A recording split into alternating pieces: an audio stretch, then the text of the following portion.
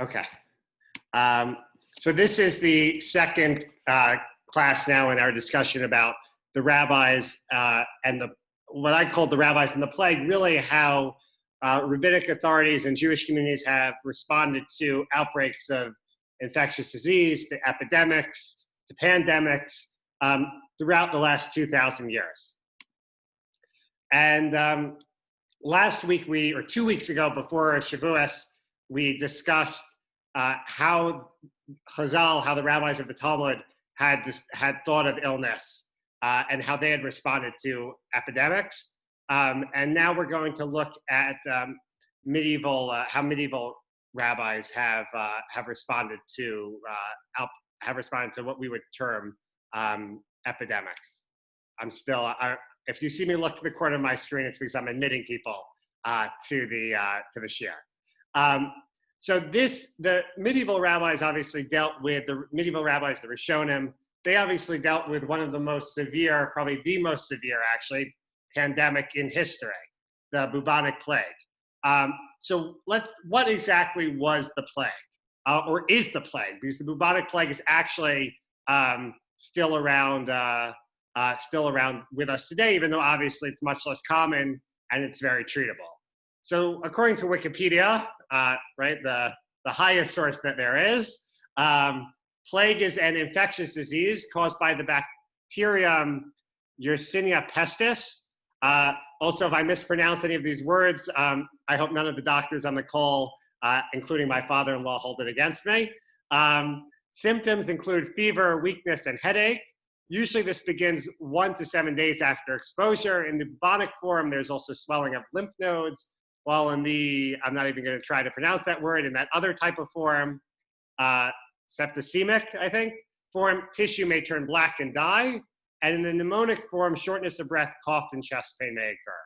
So bubonic and septicemic plague are generally spread by flea bites or handling an infected animal. The pneumonic form is generally spread between people through the air via infectious droplets. And diagnosis is typically by finding the bacterium in fluid from a lymph node, blood, or sputum. Those at high risk may be vaccinated. Those exposed to a case of pneumonic plague may be treated with preventive medication. If infected, treatment is with antibiotics and supportive care. And typically antibiotics include a combination of gentamicin and fluoroquinolone. Thank you. Highest, giving me answers in the background. The risk of treatment is the risk of death with treatment is about 10%, while without it's about 70%. And that's an incredibly high number, 70%. Right? Obviously, in the medieval period, they had no way of treating it. No antibiotics were available, and the bubonic plague killed 70% of the population that got it. And when we think about, I think they estimate the mortality rate for the flu is 0.1%. They think for the coronavirus, it might be between 0.5 and 1%. So that's 5 to 10 times as deadly, right? And we know how many people have died from it. So to think of something that has a 70% mortality rate is really shocking and overwhelming. It's almost hard for us to comprehend. Globally, about 600 cases now are reported a year, where they're concentrated in specific countries in Africa and South America. It occasionally still occurs in the US, as you can see there.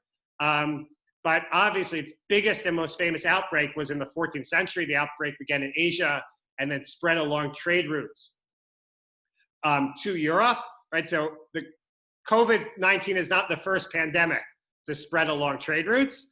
It just spread a lot quicker. But the Black Death began the bubonic plague began in Asia. It spread to Europe along the trade routes in the 14th century and resulted in more than 50 million deaths. I think in another source I saw 70 million quoted. So a tremendous number of people died. Communities were devastated. Countries were devastated.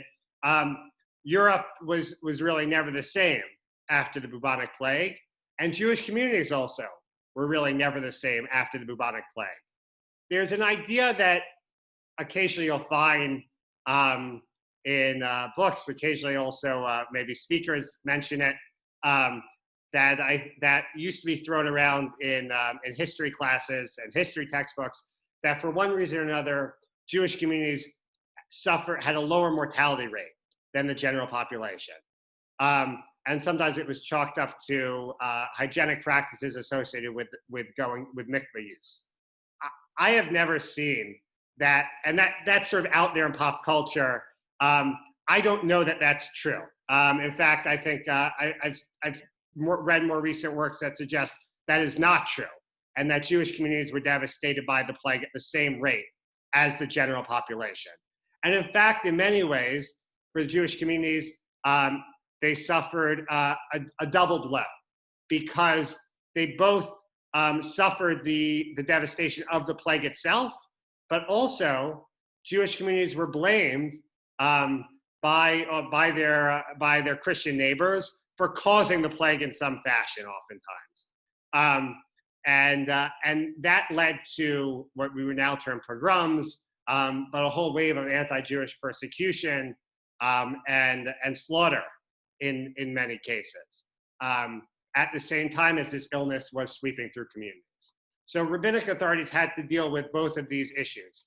And then at the same time, the plague devastates Europe in waves for about 100 years or so, in the 14th and early 15th century, and then dissipates, but it never really goes away, right? Even today, occasionally there are outbreaks.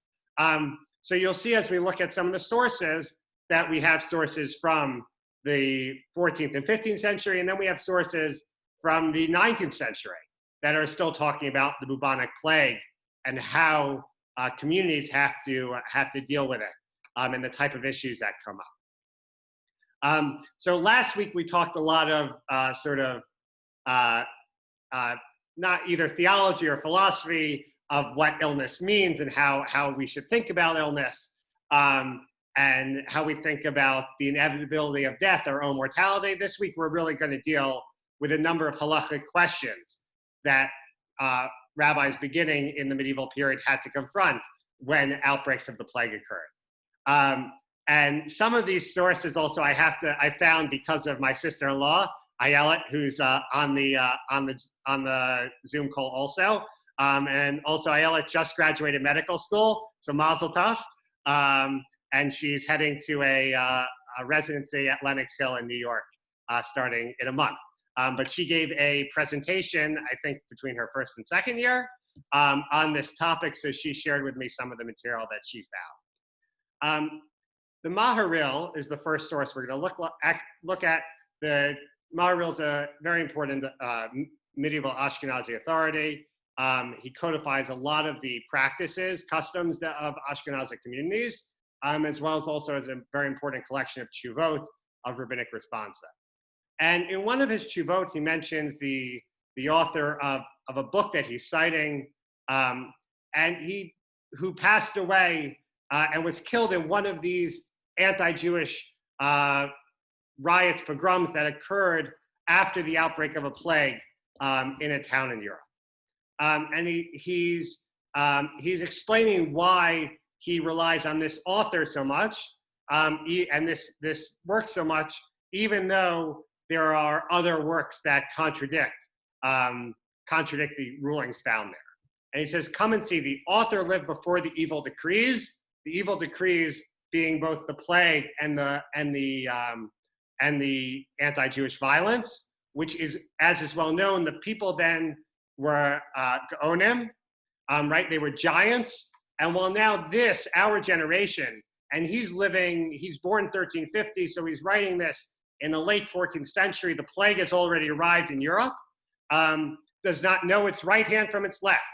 The fingernails and the idle talk of the early rabbis are to be preferred to the inner thoughts and the Torah of the later rabbis. There can be no doubt about this fact, and the principle that Yiftach is as great in his generation. The Gemara tells us that Yiftach was as great as Shmuel, and he says that idea that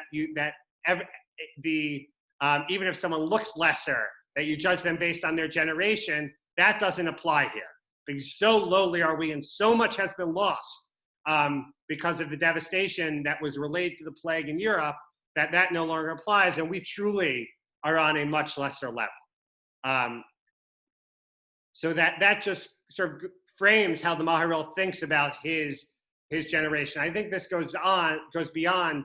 Oftentimes, rabbis refer themselves as sort of being the lowly, or they talk about the lowliness of their generation. But I think for the Maharil, it went beyond that, and I think it went beyond just the sort of a customary way of being humble to really expressing a sense of loss that was felt about the devastation that went on as a result of the plague. And the Maharil also has to deal with practical questions in his tshuva that come up because of the plague. So last week we discussed that the Gemara says that if there's a plague in your city, you should stay home. And if there's a famine, you flee. Right? And one of the reasons the Gemara says that if there's a plague in your city, that you should stay home is because that's a period when the angel of death is sort of on the loose. When the angel of death is out there, and even if you're someone who's righteous, there's no holding back the angel of death once God unleashes it. So you might get caught up in the devastation unless you hide in your house. And the Maharil was asked about this, whether or not it's appropriate to flee. And he says, concerning what it's taught, that it's forbidden to try to escape in time of danger, in time of a plague, all taught. In reality, everyone agrees that it's not good to remain in a place of danger. And similarly, I saw many great leaders, many gedolim, many great rabbis travel to other places to try to escape danger. And so people would flee, he says. He talks about people doing it actually in Lombardia, northern Italy, right, which was also the site of so much devastation we saw associated with the coronavirus a few months ago. He says this is what happened there. As when there were outbreaks of the plagues in communities, in Venice and other places, people would flee the city and try to escape to Florence, also very famously had an outbreak of the plague in the 14th century. People would try to flee and escape the areas or communities that were not impacted in order to save themselves. And Maharil says that this is something you absolutely can do. So we talked last week also about how the Gemara and the Mishnah describe a plague, and the Shulchan Aruch, writing in the late 16th century, 1570s, 1580s, maybe a little bit earlier than that, he codifies this. He says that what do we consider a plague? If a city, he says that he's speaking about when you should fast, and he talks about fasting for because of famine, because of drought, and similarly you also fast according to Rav Yosef Karo the Mechaber. You fast for a plague. This is just like what we saw in the Mishnah. What is considered a plague? If a city of 500 inhabitants has 3 deaths a day from the plague for 3 consecutive days, this is defined as a plague. And he goes on to say that if you miss a day, then it's not a plague. The count starts over. So basically, if you have 3 deaths on 3 consecutive days, that defines a plague, and then you have to take the necessary precautions. Here he's talking more about a spiritual response, but certainly also I imagine this is a way in which people change their behavior if they saw something like this occur. And the Ramah also, living in Poland, also in the 16th century, also deals with what to do in a situation of a plague, of an outbreak of an illness, as well as what to do in terms of avoiding dangerous situations in general. So he writes that similarly, one should be careful of all things that cause danger, because danger is stricter than a transgression. And one should be more careful with an uncertain danger than the case of a potential prohibition, right? So in Hebrew, the word here is using a suffix, and that when there's a suffix sakana, that's greater than when you're in a situation of a suffix isur.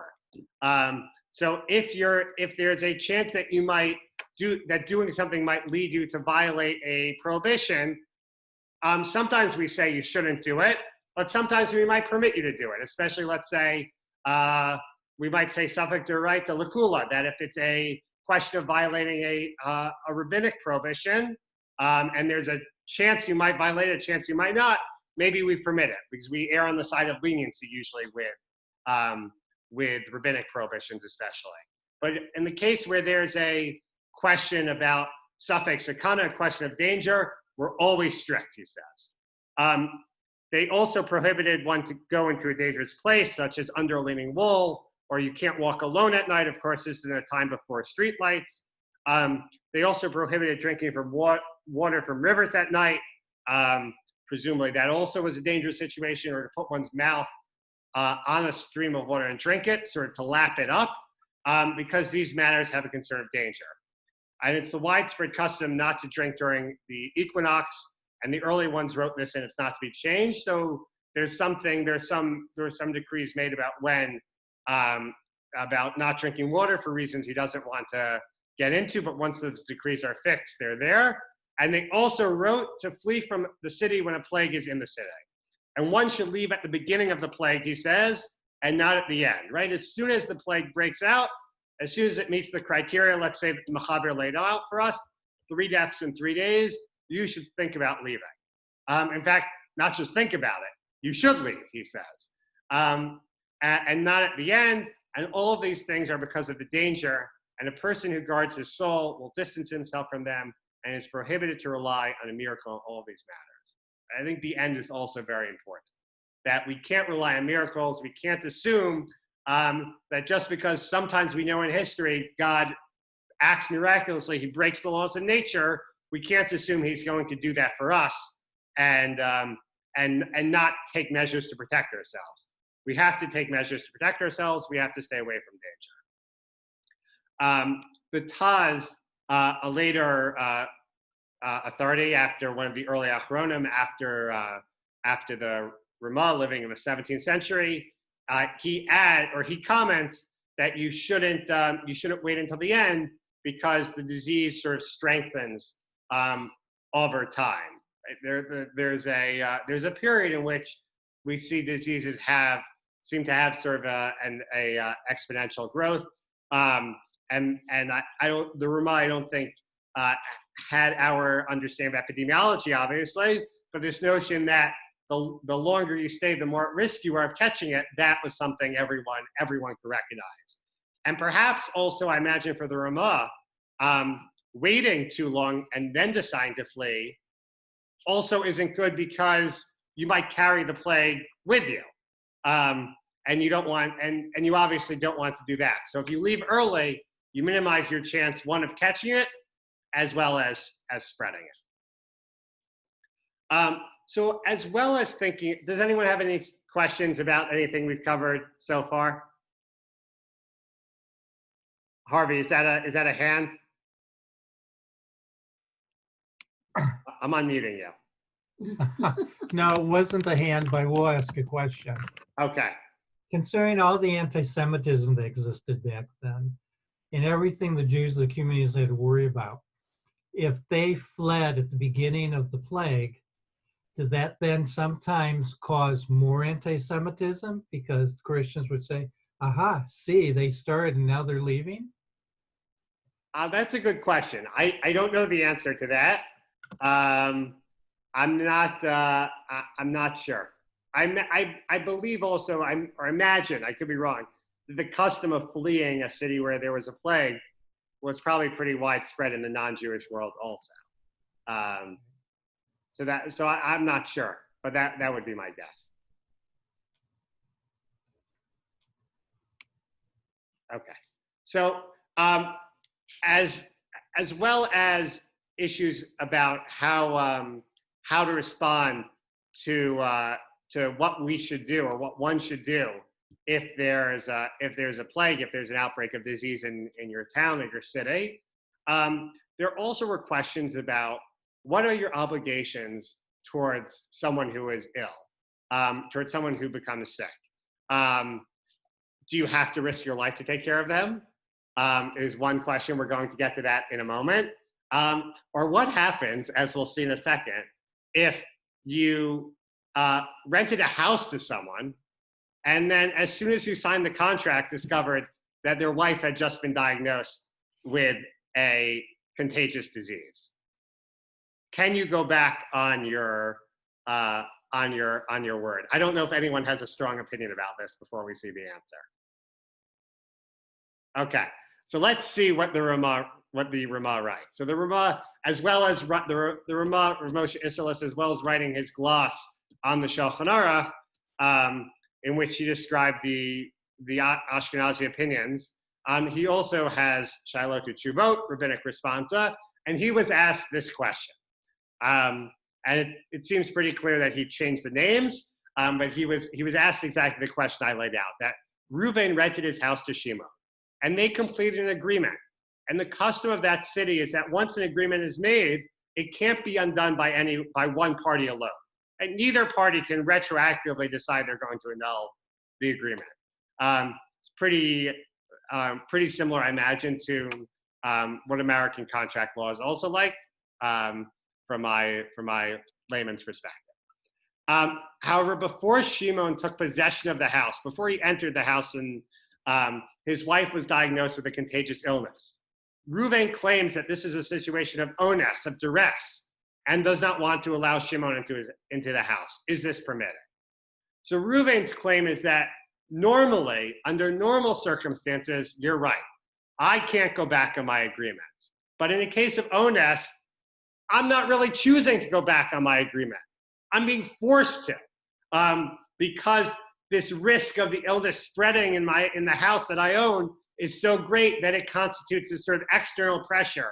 And this isn't like a normal situation in which I just decide that I don't want to rent my house anymore because I can get a better deal in a month from now. So the Ramah answers this question, and mostly what he talks about is Choshen Mishpat, sort of civil financial law. But towards the end of the tshuva, he makes this claim about the nature of illness, which is interesting, perhaps a little bit surprising, and worth looking at. So he writes that the claim that the wife has a contagious sickness, right? That's a sickness that is going to then spread to people, is nonsense, or sort of frivolity. All sicknesses are in the hands of God, or all sicknesses are in God's hands. If the landlord's claim is true, then all the laws of Bikur Cholim, all the laws of visiting the sick would be annulled. Because when it comes to the laws of Bikur Cholim, we don't find any differentiation between contagious illnesses and non-contagious ones. So basically, he says that we don't treat non-contagious illnesses distinct from contagious ones. God decides who's going to get sick and who's not going to get sick, and that because of that, you can't go back on your. You can't say that this woman has a disease that's going to spread easily, and therefore I don't want to rent out the house. We don't know who's going to get sick. We don't know why anyone gets sick, and you have to rent out. You have to rent out the house.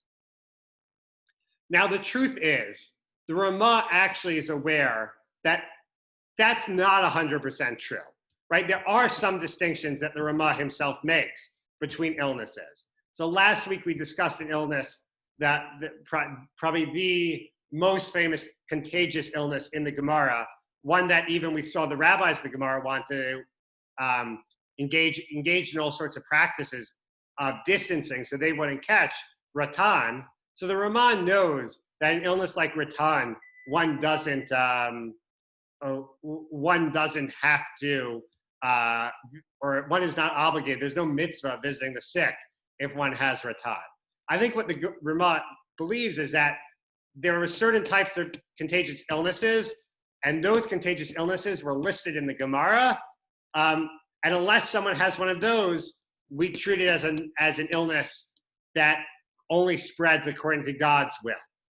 And because of that, you can't claim that this woman has an illness and now you don't want to lease the house. That does not constitute onus. And therefore, you have to follow through on your contract. Another interesting question that comes up for this time for the Mechaber is what about, and he is actually not dealing here just with the idea of illness, but it does apply. What about risking your life to save someone who is sick or who's really in any dangerous situation. But obviously, this comes up with especially nowadays with physicians, with healthcare workers, with all frontline responders. Is there an obligation to put yourself in jeopardy, sort of a moral obligation to save someone's life? So the Mechaber did not just write the Shulchan Aruch. He also wrote a commentary on an earlier halachic code, the Torah. His commentary was called the Beit Yosef. So in the Beit Yosef, he cites the Rambam. He says the Rambam writes of one who hears idolaters or bandits planning evil to his friend and doesn't inform him or try to appease the idolaters in some way so they won't carry out their evil act. The Hagahot Maimoniut writes that this person transgresses the prohibition of not standing idly by the blood of your neighbor. You're not allowed to, if you, the Torah tells us that if you know some evil is going to befall your neighbor, you can't, if something bad is happening to your neighbor, you can't just watch it happen. According to the Yerushalmi, he quotes the Talmud Yerushalmi, he says, according to the Yerushalmi, one must even place themselves in a situation in which their life will be possibly in danger in order to save someone who is definitely in danger, or they transgress this prohibition. So I sort of gave away the end. It appears the reason is because one is in certain danger, and for the other, there's only the possibility of danger. And whoever saves one life is as if they have saved the entire world. And so when there's a case of when you're in a case of suffix about what will happen, when there's a possibility a person's life might be in jeopardy, but they have an opportunity to save someone whose life is clearly in jeopardy, they have to do everything they can to try to save that person.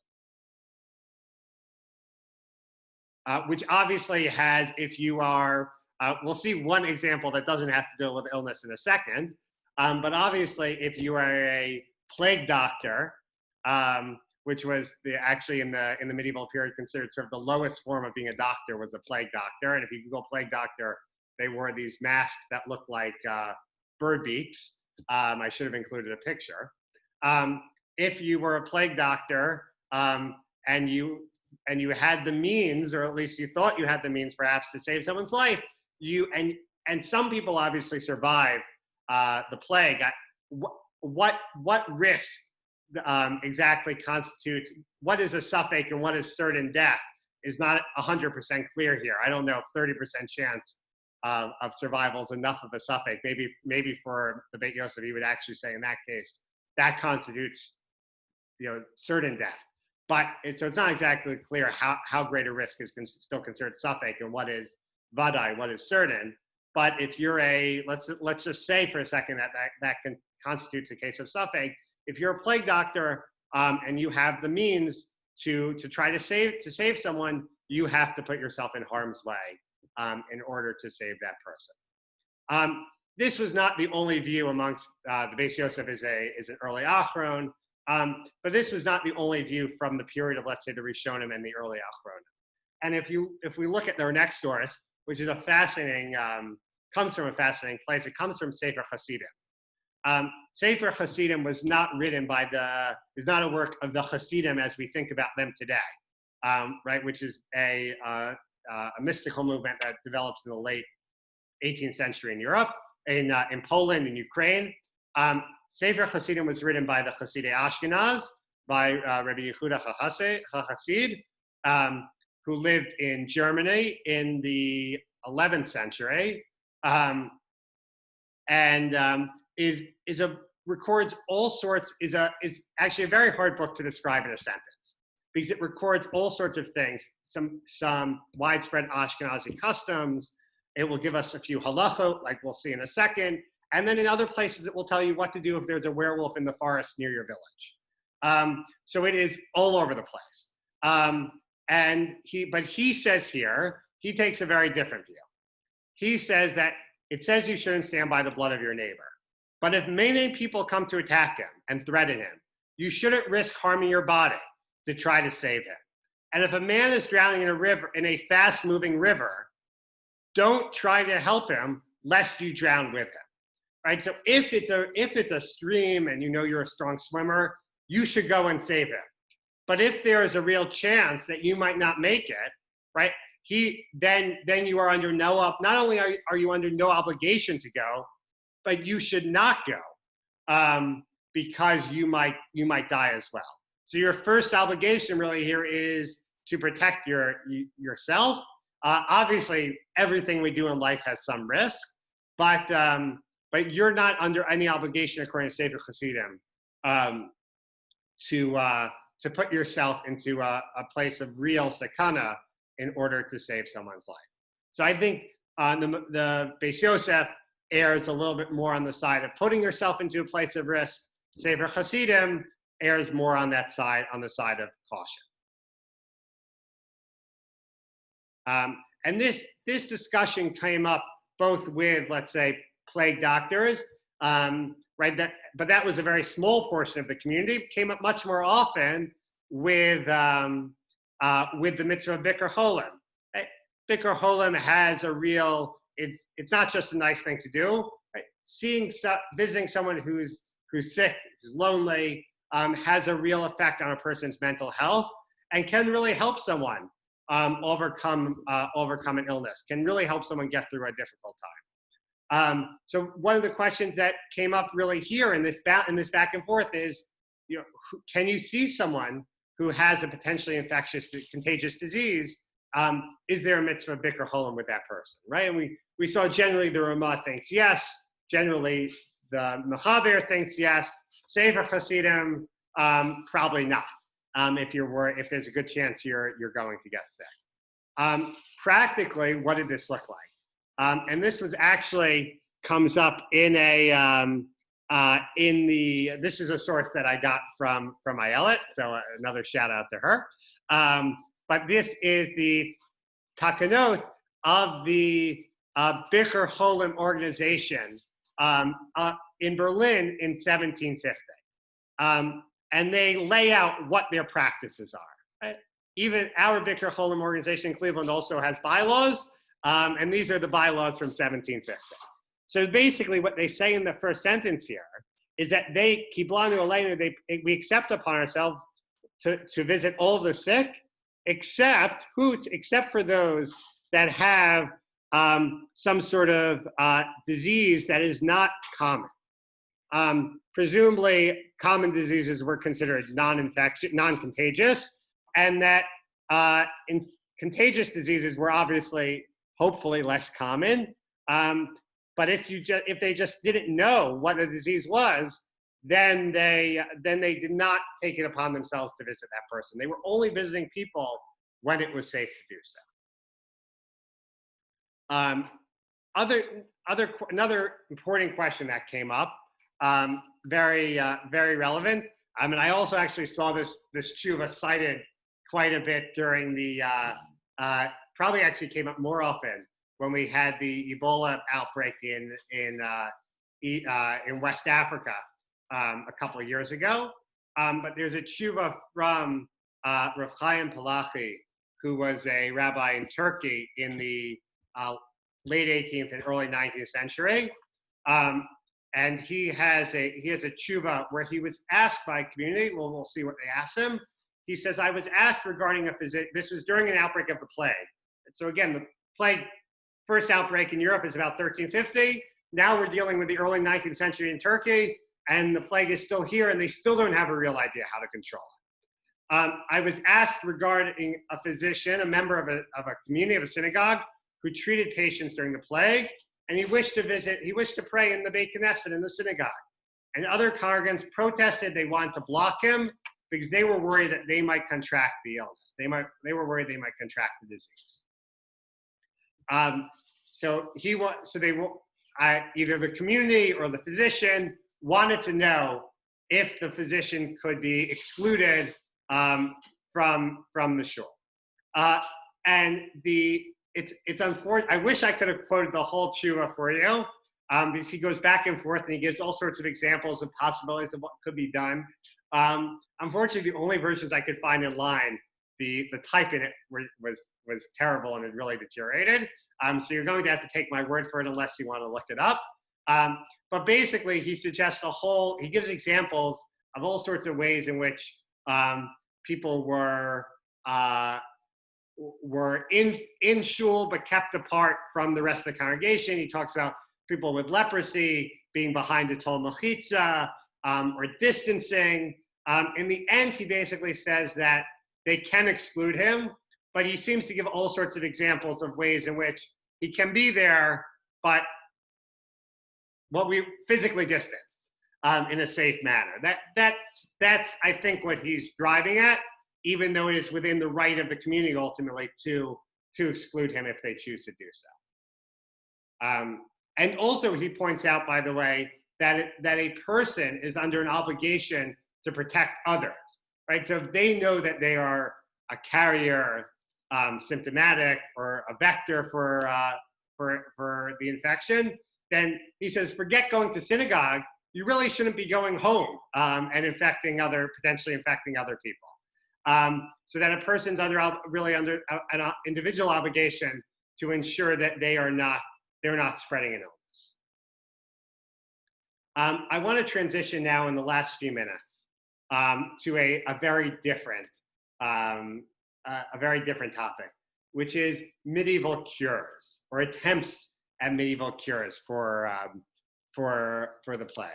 Now, normally, most of medieval Jewish medicine, if you were a medieval Jewish physician, you sort of practiced medicine in a pretty similar way to the non-Jewish physicians around you.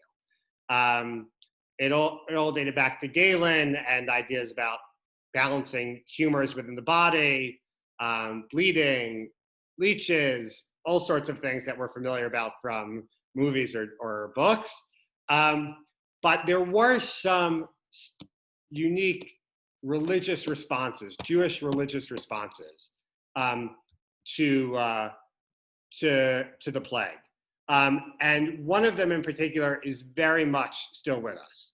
And it's striking because we saw in the Gemara in the Mishnah already, that fasting is a response to the plague, that prayer is a response to plague.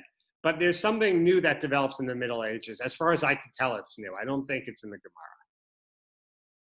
Gemara. So this is a source from actually not a medieval source.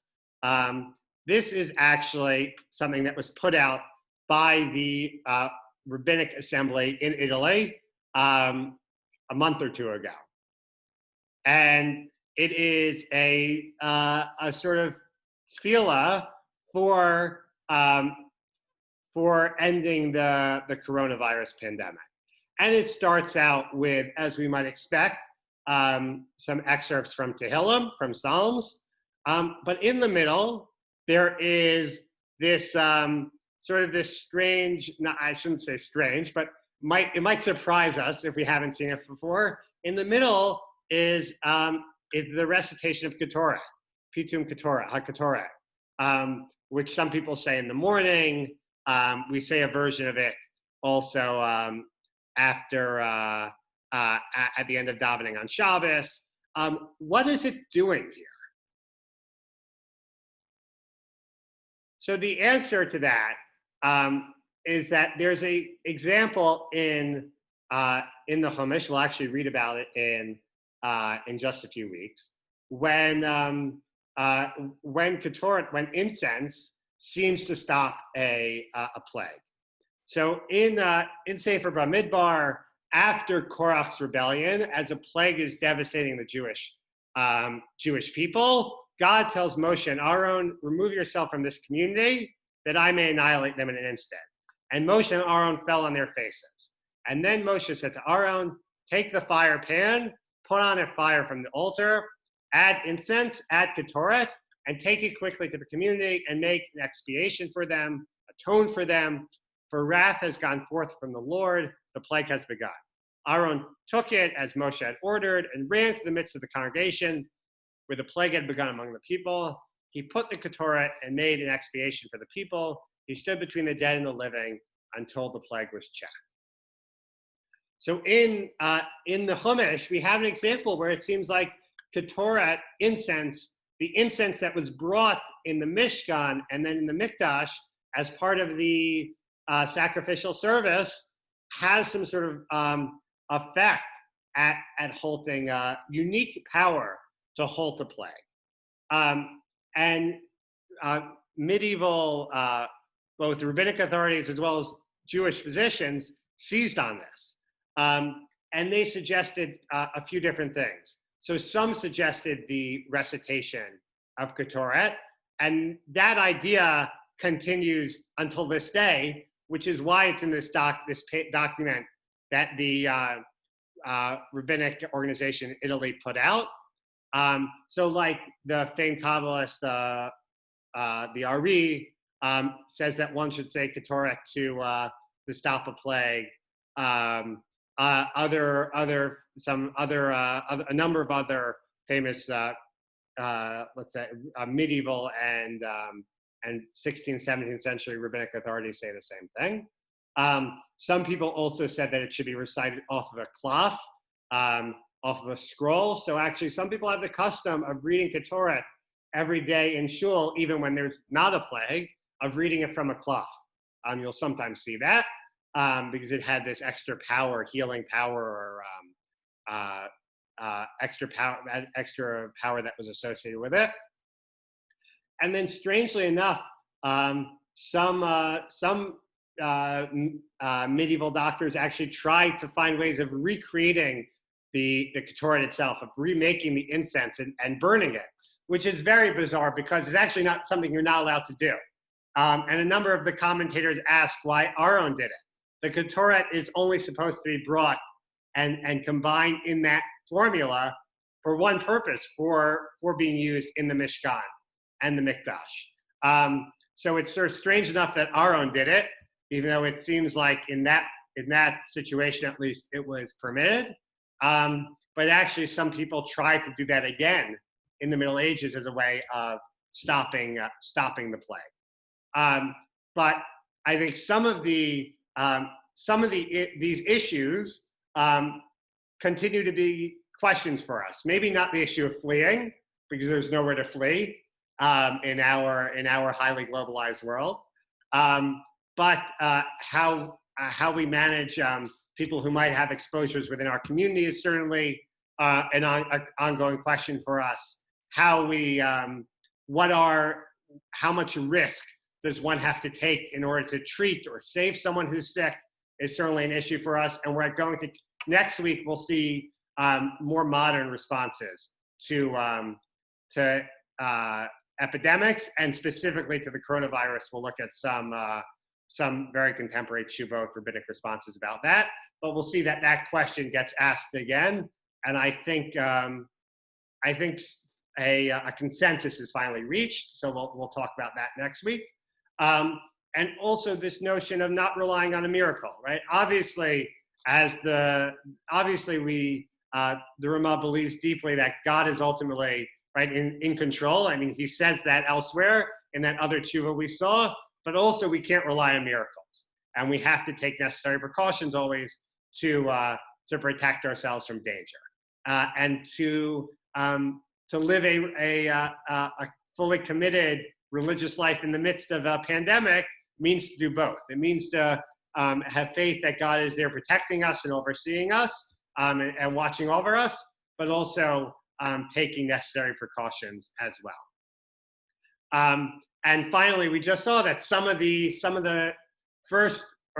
medieval responses to the way in which we should daven for or seek with our tefillot to end the outbreak of disease, they're still with us. Ketoret is still something that people are reciting in the hopes that that God will hear that recitation and intercede on our behalf. So I'll pause for a moment if anyone has any questions, and otherwise we will pick up next week. I'm just going to, I think everyone can unmute themselves. So if you have a question, feel free to unmute yourself and